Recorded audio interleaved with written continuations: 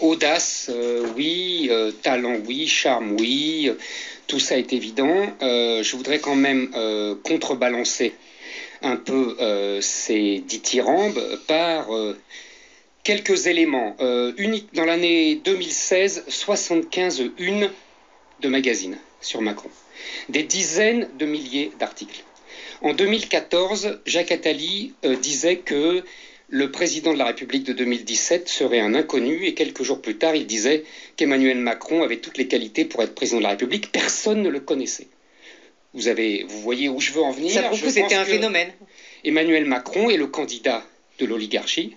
Évidemment, il est le candidat des médias, il est le candidat du système. Le système existe puisqu'Emmanuel Macron a été élu, et le système est puissant puisqu'Emmanuel Macron a gagné.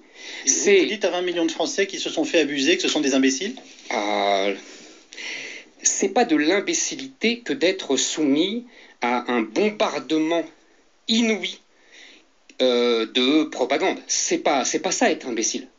C'est être sidéré par la puissance de feu inédite du système. Mais ils s'en laissent pas compter, les Français. Mais ils s'en laissent compter, les Français, c'est fini. On n'est plus aux Français de Chateaubriand et de Victor Hugo. Mais non, c'est terminé. Les Français sont abreuvés par la télévision. En période de crise économique, les oligarchies régnantes agissent par l'intermédiaire de leurs puissants réseaux médiatiques pour nous détourner des vrais problèmes sociaux. Et dans le cas d'Emmanuel Macron, on nous oriente vers l'élection d'un président bien choisi. Pour cela, les médias télévisuels, radiophoniques et celui de la presse écrite pratiqueront ce qu'on appelle la politique de la stratégie de diversion, qui consiste dans un premier temps à nous noyer sous un déluge d'émissions de divertissement, qui ne feront qu'augmenter notre inculture dans plusieurs domaines, et plus précisément dans celui de l'économie. Dans un deuxième temps, elles mettront l'accent sur des faits divers insignifiants, délinquance, feux de forêt, vie des stars, voile islamique et terrorisme, dont ils vont exagérer l'importance pour que l'esprit du public soit occupé par du vide culturel. Par la suite, nos hommes politiques qui se complaisent avec cette stratégie de la diversion reprendront certains de ces faits divers surmédiatisés, se mettront à légiférer de petites mesurettes afin de répondre à l'inquiétude des Français.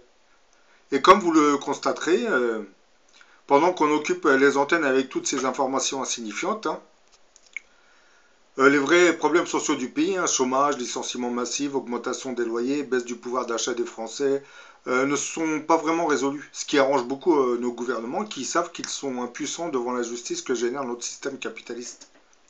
C'est pour cette même raison que la délinquance, la violence dans les banlieues, les attributs religieux, voile islamique et le terrorisme sont devenus au fil des années des thèmes centraux dans les débats publics. Et les médias qui relaient ce genre d'informations n'hésitent plus à inviter quotidiennement sur les plateaux TV nos responsables politiques pour qu'ils commentent en permanence tout ce déballage de faits divers, qui ne fait que suivre la stratégie de la politique de diversion qui consiste à nous éloigner des vrais problèmes sociaux, tout en occupant nos esprits par de faux problèmes que fabriquent nos médias, qui sont sous le contrôle de nos oligarchies. Dans ce déluge de faits divers, les thématiques resteront toujours centrées sur les violences sexuelles, les violences dans les banlieues, les homicides, les divers, les braquages, le port des attributs religieux dans les lieux publics, etc., etc. Vous rajoutez à cela les scandales qui entourent nos hommes politiques, nos stars et nos joueurs de football, et vous serez plongé dans un florilège d'informations qui n'auront de réelle importance que pour tous ceux qui les médiatisent, dans le sens où ils sont dans l'optique de la politique de diversion. Dans la population, il est devenu assez fréquent désormais de commenter tous ces faits divers, dont le déballement médiatique donnera lieu à de véritables débats sur les plateaux télé, ce qui alimentera entre autres des polémiques qui amplifieront la problématique. Ce qui ne réglera pas vraiment les problèmes sociaux que nous rencontrons tous les jours, parce que comme je viens de le dire, c'est la stratégie de la diversion. La délinquance semble dominer de beaucoup certains faits divers, mais comment peut-on expliquer cette augmentation de la délinquance dans nos sociétés? Aujourd'hui, on peut dire que la famille ne joue plus vraiment son rôle dans la transmission de certaines valeurs éducatives aux enfants. Elle a perdu son autorité sur les enfants. Dans certaines familles, il n'y a même plus de communication entre les parents et certains enfants. L'abandon de l'éducation est devenu vraiment apparent. On assiste à une véritable déstructuration de la cellule familiale. L'une des raisons de cette situation est due à la politique des gouvernements, qui par l'intermédiaire de l'enseignement scolaire veulent se substituer à l'éducation des parents en inculquant dans l'esprit des enfants une vision capitaliste et matérialiste de la vie. Les écoles privées avaient été créées pour fuir cet aspect matérialiste et athée de l'enseignement public. L'autre raison qui expliquerait l'éclatement de la cellule familiale, c'est l'avènement de toutes ces associations qui protègent les enfants de la violence de certains parents. Leur politique de protection de l'enfance avait fini par développer un mouvement répressif contre les parents, qui n'était pas vraiment violent contre les enfants. Puisque ces associations se basaient sur la minorité de parents qui étaient très très violents. On finit par sanctionner la majorité après. Beaucoup de ces pères de famille n'osent même plus corriger leurs enfants de peur d'être sanctionnés par les services sociaux de l'enfance qu'administre l'État. Le résultat de cette politique se traduit par l'abandon de l'éducation. Les enfants vont grandir dans l'impunité et ils ne craindront plus la réaction violente de leurs parents lorsqu'ils feront des bêtises. Il y a quelques années de cela, on parlait déjà d'interdire la fessée, c'est pour vous dire jusqu'où on va. Quand les enfants font des bêtises, elles doivent logiquement être corrigées de temps à autre. Je n'ai pas dit qu'il fallait jeter son enfant contre un mur, mais de petites fessées lui feront comprendre qu'il y a toujours des choses qu'il ne doit pas faire, ou qu'il ne doit pas insulter. Aujourd'hui, on médiatise avec complaisance les déviances et étrangetés scolaires de ces enfants agités ou turbulents, stigmatisant leur incivilité et leur violence, mais on occulte un peu trop souvent même, je dirais, les violences institutionnelles de l'école de la République, désormais au service des classes moyennes qui sélectionnent par l'échec et qui, au lieu de favoriser la construction du sujet adolescent issu des milieux modestes, le ghettoise et l'incite à la violence réactionnelle. C'est-à-dire, le fait qu'il soit ghettoisé, le jeune homme va réagir violemment. Beaucoup de ces jeunes finissent par plonger dans la délinquance. Pour dire que la délinquance prend souvent sa racine dans cette ghettoisation de l'individu, qui est rejeté par le système éducatif, qui ne lui avait pas donné de chance de réussite, plongera progressivement dans la délinquance. Le Front National nous avait souvent expliqué que la majorité des délinquants en prison étaient issus de l'immigration. C'est très bien de faire ce constat, mais le problème c'est que le Front National occulte de sa vision les discriminations raciales que subissent ces populations immigrées. C'est toujours facile de crier au loup, mais c'est plus difficile d'admettre qu'on est responsable de cette situation. Une enquête faite par Trajectoire et Origine a révélé déjà que le chômage serait beaucoup plus élevé chez les enfants d'immigrés originaires du Maghreb par rapport aux personnes nées en France métropolitaine de parents bien français. Bon, c'est pas vraiment un scoop, vous me direz, mais bon. Certains de ces immigrés, qui pourtant possédaient des curriculums vitae assez riches en qualifications, avaient beaucoup de mal, et ont toujours beaucoup de mal, vous me direz, à trouver des emplois. Plus une personne au chômage devait être en emploi au vu de ses qualifications, et plus elle répondra positivement aux questions sur les ressorties de discrimination.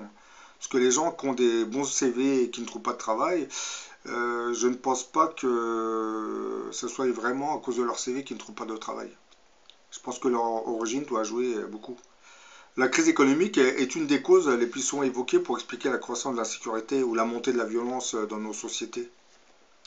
Il est indéniable que la situation économique de ces dernières années et la dégradation du marché de l'emploi avaient occasionné certaines violences urbaines. Cette dégradation a pour conséquence directe le chômage, lequel peut contribuer à faire naître une certaine délinquance. Cette violence d'acquisition, délinquance ou violence d'acquisition qui résulte de la jalousie envers des gens possédant des objets de luxe. Là, je fais souvent allusion aux médias, au cinéma qui nous abreuvent d'images de trafiquants de drogue qui roulent dans des voitures de luxe accompagnés de belles femmes. Toutes ces images finissent par aiguiser l'appétit des jeunes dans les banlieues, frustrés de ne rien avoir. Et ils finissent par développer cette violence d'acquisition qui est générée par la société de consommation, qui est omniprésente dans notre monde. Les valeurs auxquelles se réfèrent la plupart de ces jeunes des quartiers sont largement inspirées par l'idéal de consommation et de ce qu'ils voient à la télé aussi. Donc, comme ils ne travaillent pas, ils n'ont pas les moyens d'obtenir ce qu'ils voient à la télé, ils vont se lancer dans la délinquance. Lors des dernières élections présidentielles en France, la thématique de certaines campagnes électorales était souvent canalisée par les idéaux extrémistes du Front National. Marine Le Pen nous disait souvent que le principal problème de la France serait l'immigré, responsable des difficultés économiques et sociales du pays, à savoir le déficit public et le chômage. Et si ces propos sont si bien médiatisés, c'est qu'elle est instrumentalisée par l'oligarchie financière, hein, qui se sert d'elle pour orienter les débats publics sur la thématique de l'immigration. Et oui, nous sommes toujours dans cette politique de la stratégie de diversion. Parce que cette oligarchie, en pointant les problèmes vers l'immigration, se protège. Puisque l'injustice générée par notre système économique est en grande partie contrôlée par cette oligarchie. Donc, comme ils ne veulent pas de révolte, ils vont vous orienter vers d'autres problèmes et d'autres boucs émissaires. Ben, en réalité, l'immigration est une nécessité économique pour la France. En effet, cette vision négative des flux migratoires sur l'économie française, chômage ou déficit évoquée par Marine Le Pen, sont contredites par la réalité des statistiques. Bah, une étude du ministère des Affaires sociales portant sur le coût de l'immigration sur l'économie nationale révélait que les immigrés, loin de plomber le budget des prestations sociales, hein, rapportaient en fait chaque année aux finances publiques la somme de 12,4 milliards d'euros, contribuant ainsi à l'équilibre du budget national et au paiement des retraites. Ainsi, ces derniers reçoivent de l'État 47 milliards d'euros, retraites, aide au logement, RMI, allocation chômage, allocation familiale, RMI c'est RSA, hein, prestations de santé, et versent 60 milliards de cotisations sociales, impôts et taxes à la consommation, impôts sur le revenu, impôts sur le patrimoine, contribution au remboursement de la dette sociale, CDRS, contribution générale CSG. Bah, ce solde amplement positif détruit l'argumentaire du Front National et de l'ancienne UMP, hein, au sujet de l'immigration qui serait responsable de problèmes économiques dans le pays. Puisque comme l'article du moins l'enquête vient de le préciser, les immigrés reçoivent 47 milliards d'euros en retraite à l'aide au logement et RMI et versent 60 milliards de cotisations. Donc vous voyez, il y a une différence de 13 milliards quand même. C'est-à-dire qu'ils perçoivent beaucoup moins que ce qu'ils donnent à l'État. Mais bon, comme je l'ai souvent expliqué, les dires de Marine Le Pen sont surmédiatisés par notre oligarchie, hein, parce qu'il faut bien trouver un bouc émissaire à tous nos problèmes. C'est cela la politique de la stratégie de diversion. On occupe les pensées par du vide.